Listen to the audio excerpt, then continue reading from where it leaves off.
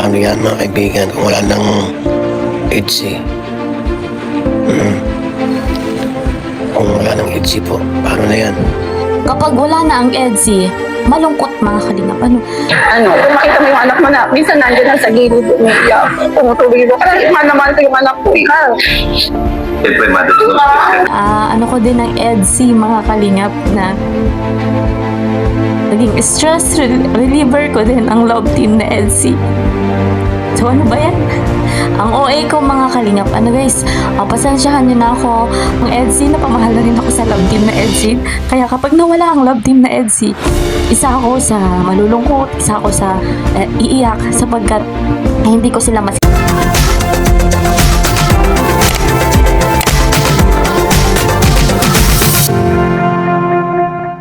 Hi guys! Hello po mga kalingap! Kamusta ang inyong kalagayan mga ka-EDSI? Meron nga tayong malungkot na balita na mula kay Kuya Val. At sa videong ito, malalaman din natin yung mensahe, yung pahayag ni Nanay Hansel. Talagang umiyak na po si Nanay Hansel, yung ina ni Viancy.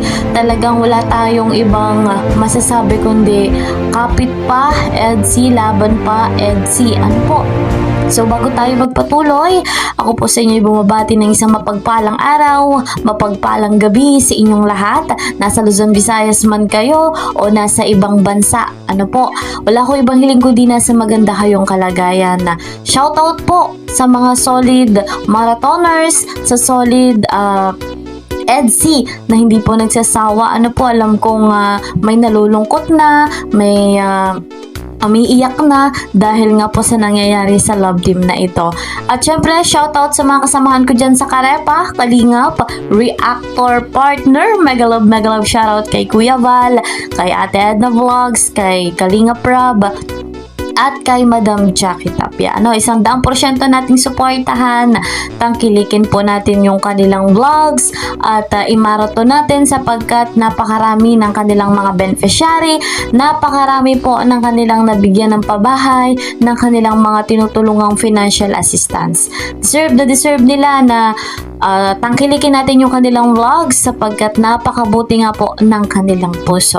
At ako yung lingkod, hindi rin po nagsasawa na sa inyo po ay maglambing, humiling, na ako'y inyong tangkilikin, ako po ay inyong suportahan.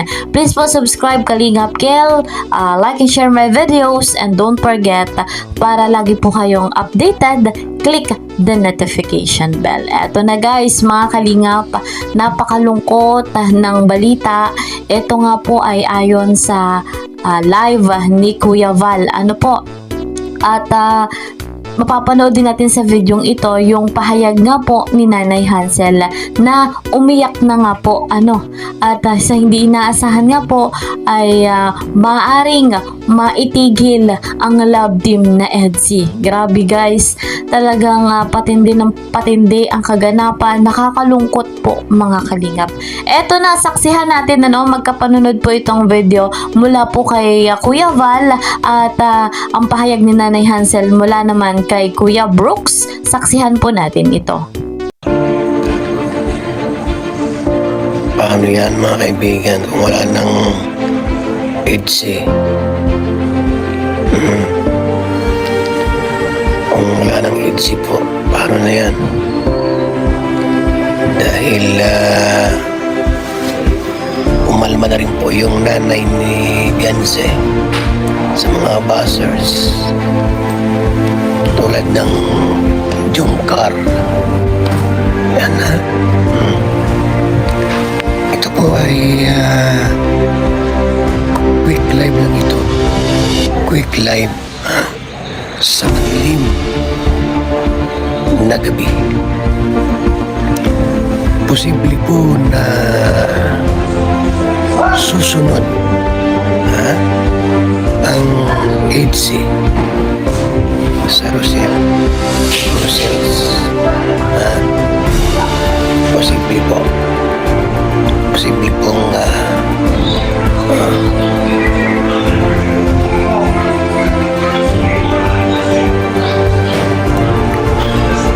posible pong nangyari yan dahil sa mga walang tigil na mga sa mga walang tigil na mga nambabash. Posible po mangyari yan, mga kaibigan. Yung makita mo yung anak mo na naghihirap ka. Totoo lang po. Sa totoo lang po. Makita mo yung anak mo na minsan nandiyan lang sa gilid. Umiiyak. Tumutuloy ko. Kasi mahal na mahal ko yung anak ko. Siyempre, mother. Kahit hindi mo yan hindi siya mapagsalita ako siya. Hindi po siya matutuloy yung mama ganito. Kaya, pinapakiramdaman ko daw yung anak ko, Kuya Muli, kasi alam ko magulang tayo, kahit hindi yan nagsasalita sa akin na nasasaktan. Kahit hindi yan na nasasaktan, syempre po. Nararamdaman ko yung bigat bilang ina. Tapos nakikita mo yan sa gilid, bilang totoo na yan ang buhay. Kaya yun po, parang hindi ko na kalakayanan na mag-comment sa mga masasama po yan. Pasensya na po kayo kung nakapag-anak ko ng gawin kasi magulang lang po ako. Po kayo, wala po kayo dapat magpasensya. Alam niyo kung bakit. Dahil yan po ay karapatan ng ina. Yan. Hindi kasi ako Hindi nila malang kanilang mga anak. kasi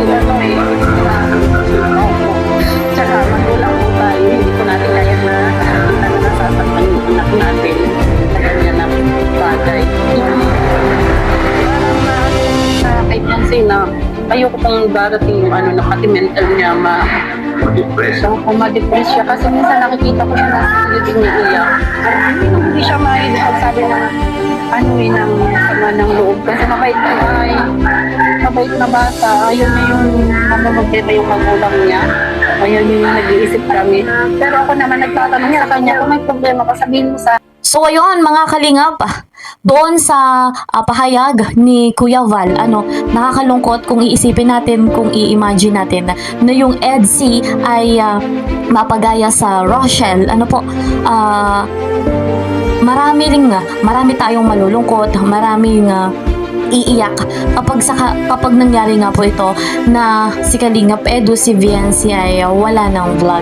Guys, talagang nasanay tayo na sila yung nagbibigay sa atin ng saya, ng kilig at dahil lang sa mga basher, grabe din naman yung mga basher kung ano nung mga sinasabi nila na hindi naman tama, na hindi naman akma para kay Papa Eds, hindi naman po akma para kay Viancy. So guys, kapag wala na ang EDC, malungkot mga kalingap. Alam ko na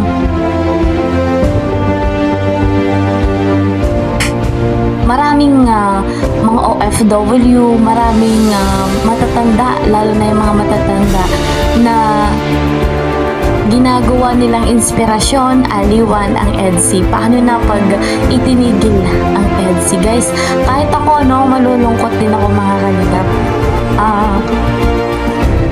Sabihin nyo ng OA ako mga kalingap, guys, pero naging ko din ng EDC mga kalingap na naging stress reliever ko din ang love team na EDC. So ano ba yan?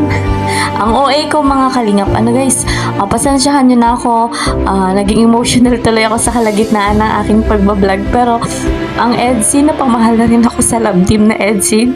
Kaya kapag nawala ang love team na EDC, isa ako sa malulungkot, isa ako sa iiyak sapagkat hindi ko sila masisilayan sa vlog ni Kalingap Rab.